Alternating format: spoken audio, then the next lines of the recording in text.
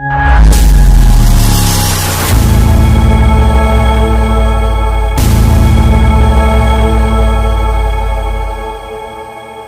प्रदेश सिलवासा में विद्युत विभाग को लेकर के जेएआरसी की हुई जन सुनवाई। सिलवासा के कला केंद्र में विद्युत विनियामक आयोग द्वारा प्रतिवर्ष की तरह इस वर्ष भी वित्तीय वर्ष 2023 और 2024 के लिए विद्युत दरों को निर्धारित करने के लिए जन सुनवाई का आयोजन किया गया, जहां जन सुनवाई के दौरान विद्युत विनियामक के आयोग आलोक टंडन और मेंबर लॉ ज्योति प्रसाद के सामने स्थानीय आदिवासी नागरिकों ने टोरेंट पावर को तत्काल दादरा नगर हवेली से बाहर किए जाने की मांग रखी।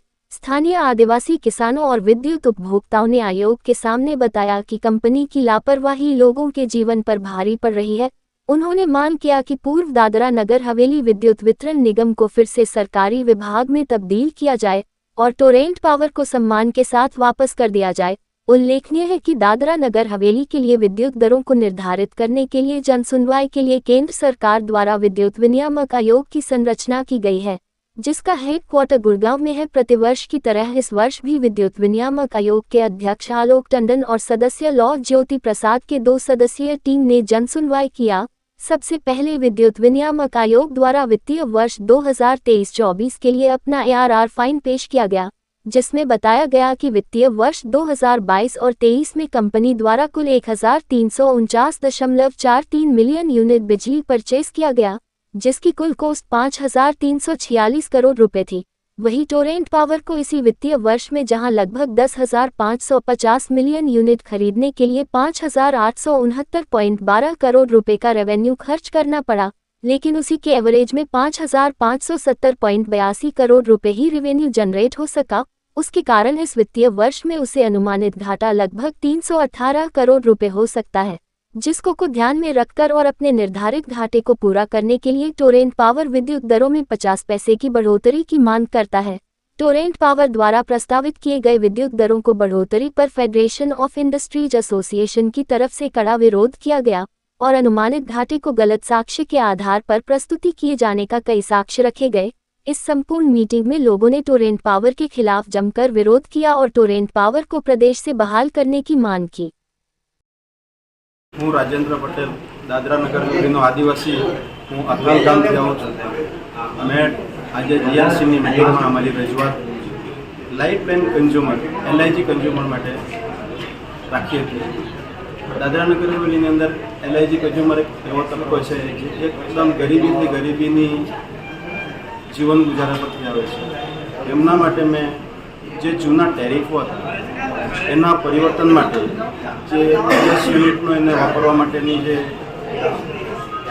कट ऑफ हती ए वधारीने 150 यूनिट माटेनी मांग करी अने एने फक्त 2 बल्ब यूज करवानी परवानगी हती, तो एमां पण सुधारो लावવાની વાત કરી છે। અને અમારા દાદરાનગરના આદિવાસીઓ જે જંગલ વિસ્તારની અંદર રહે છે અને એ જંગલ વિસ્તાર માનનીય પ્રધાનમંત્રી શ્રીના હસ્તે એના પટ્ટાઓના ઓર્ડરો આપી એને અધિકૃત કરવામાં આવ્યા છે। તે છતાં પણ ટોરેન્ટ પાવરની અંદર એપ્લિકેશનો હોવા છતાં એ લોકોને કનેક્ટિવિટી નહીં આપે છે અને અહીંના સ્થાનિક આદિવાસીને ચોર ઘોષિત કરવાની જે સ્ટ્રેટેજી છે, પહેલાં તો કનેક્શન નહીં આપવું અને પછી એને ચોર દેખાડવું, એ બાબતમાં અમારો વિરોધ નોંધાયો અને અમે જીઆરસીને રજૂઆત કરી કે અમારી PDSL જે ગવર્મેન્ટ ચલાવતી હતી બરકરાર રહે અને ટોરેન્ટ પાવરને વિદાય આપવામાં આવે। આ મારી રજૂઆત। ટોરેન્ટ પાવર આજે જીઆરસીની જે કમિશન જે દિલ્હી આવ્યું છે એમાં આજે તમામ જે કરીબ 4 પિટિશનો એ લોકોએ મૂકવામાં આવી છે। આજે ટોરેન્ટને લઈને ઘણી બધી જે ઇસ્યુ હતી જેમાં ટોરેન્ટની જે દાદાગીરીઓ ખુલ્લમ ખુલ્લી જે ચાલતી છે જે 3-4 ગણું બિલ વધી જાય છે અચાનક, સાથે સાથે જે લોકોને લાઇટ કનેક્શન લેવાનો બહુ ઇસ્યુ છે। જે જંગલમાં જેમના ઘરો છે, જે જંગલ જમીનના પટ્ટા જે આપવામાં આવેલા છે એ લોકોને જે પાવર નથી મળતા, સાથે સાથે જે અમુક ટોરેન્ટ પાવરના જે સ્ટાફના જે મિસબિહેવ છે લોકો સાથે એની પર ચર્ચા કરવામાં આવી છે।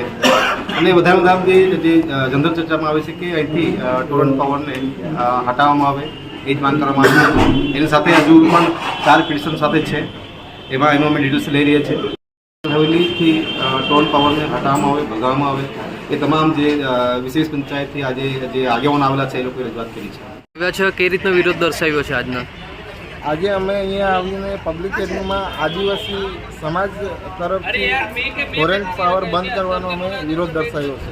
કયા કયા મુદ્દા તમે આજે મૂક્યા છે અહીંયા?